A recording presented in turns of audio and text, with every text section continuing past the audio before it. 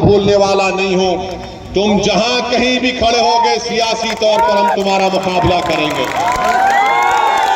हम तुमको इंशाअल्लाह ताला अल्लाह सीमांचल की जनता के जरिए सीमांचल की जनता के जरिए तुमको शिकस्त देगा और इंशाअल्लाह तुम बदनामी और गुमनामी के वादियों में गुम हो जाओगे।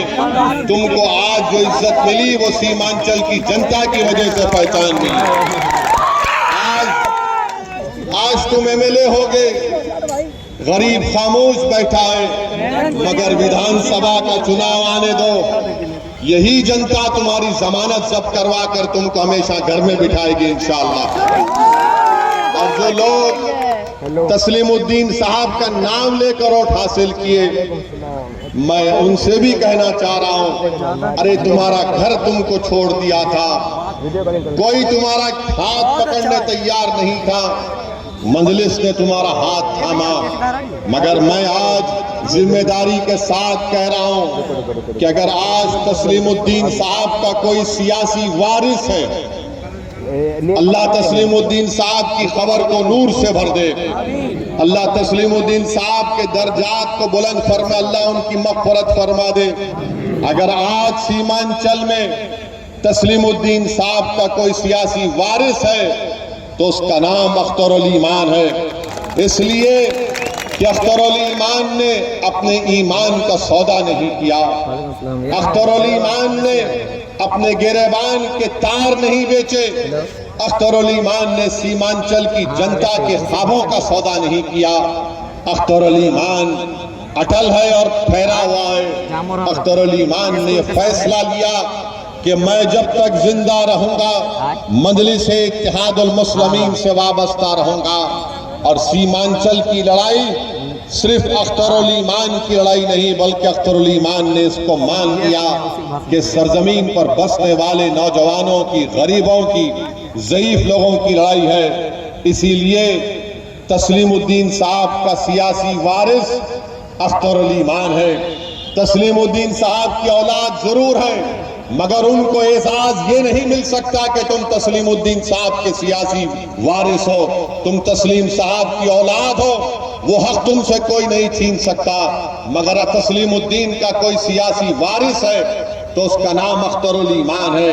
अरे मजलिस पर उंगलियां उठाने वालों, बताओ आज से 8-9 साल पहले कोई सीमांचल का नाम लेने तैयार नहीं किया।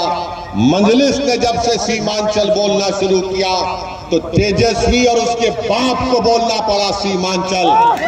सीमांचल का नाम कोई लेने तैयार नहीं था, मजलिस ने सीमांचल का नाम बोलना शुरू किया तो नीतीश कुमार जैसे गिरगुट को भी सीमांचल बोलना पड़ा। मेरे अजीज दोस्तों और बुजुर्गों, मैं आपको बताने आया हूं कि आपके सामने अनकरीब में लोकसभा के चुनाव होने जा रहे हैं। लोकसभा के आपने इलेक्शन में यहाँ पर बहुत से लोगों ने मजलिस को वोट दिया भी होगा और बहुत से हमारे अजीज भाइयों और बहनों ने, बुजुर्गों ने मजलिस को वोट नहीं दिया होगा। आपने यहाँ से कांग्रेस के उम्मीदवार को यहाँ पर एमपी बनाया। मैं आपको बता रहा हूँ, पार्लियामेंट में बहैसियत एमपी मैंने सीमांचल के लिए एक दस्तूरी मौका हासिल होने के लिए मैंने एक प्राइवेट मेंबर्स बिल पेश किया। मैंने हमेशा अपनी हर तकरीर उठाकर, देख लो आप, जब से अल्लाह ने असदुद्दीन ओवैसी को सीमांचल की आवाम की खिदमत करने का मौका दिया, मैं अपनी पार्लियामेंट की हर तकरीर में, हर सेशन में मेरी जबान से अल्लाह सीमांचल का लफ्ज निकालता है।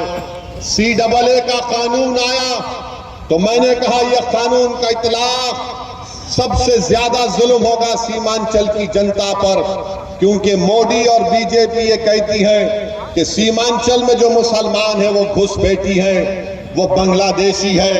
मैंने सीमांचल को सामने रखकर, भारत के गरीब और मजलूम मुसलमान और दलितों को सामने रखकर, मोदी के 3 एमपियों के सामने पूरी पार्लियामेंट में उस कानून को फाड़ दिया और कहा कि मैं इस कानून को नहीं मानता हूं।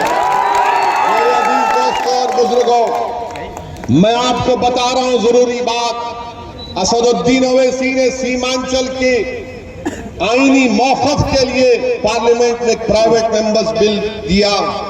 आपको मालूम कांग्रेस के एमपी ने क्या कौन सा बिल दिया?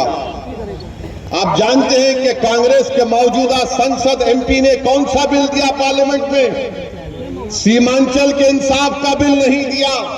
सीमांचल में जो जमीन कटती है हजारों एकड़, वो नहीं दिया। मकाई की कीमत के बारे में नहीं दिया। चाय की पैदावार के बारे में बात नहीं किया। अनानास के पैदावार के बारे में बात नहीं किया। कभी एक बार दो बात कर ली होगी तालीम के बारे में। उन्होंने कौन सा कानून बनाने के लिए सिफारिश की? आपको मालूम?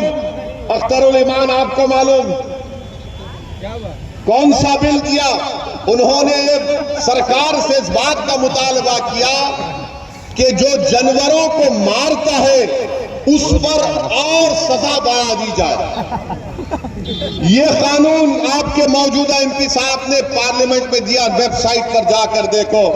मैं पूछना चाह रहा हूं डॉक्टर साहब, जो जानवरों को मारता है उस पर सजा बढ़ा दी जाए, तो बताओ जो सीमांचल की जनता से 6 साल 8 साल नहीं 50 साल से धोखा दे रहा है, उस पर क्या कानून लागू होना? बताओ मुझे। जानवर को कोई मारता है तो सजा बढ़नी चाहिए, तो क्या सीमांचल पर बसने वाले इंसान नहीं है? सीमांचल पर बसने वाले लोग, जो बच्चे यतीम हो जाते हैं, जो बच्चे अपने घर बार को छोड़कर रोजी की तलाश में भारत के कोने कोने में चले जाते हैं, बताइए डॉक्टर साहब क्या सजा मिलनी चाहिए?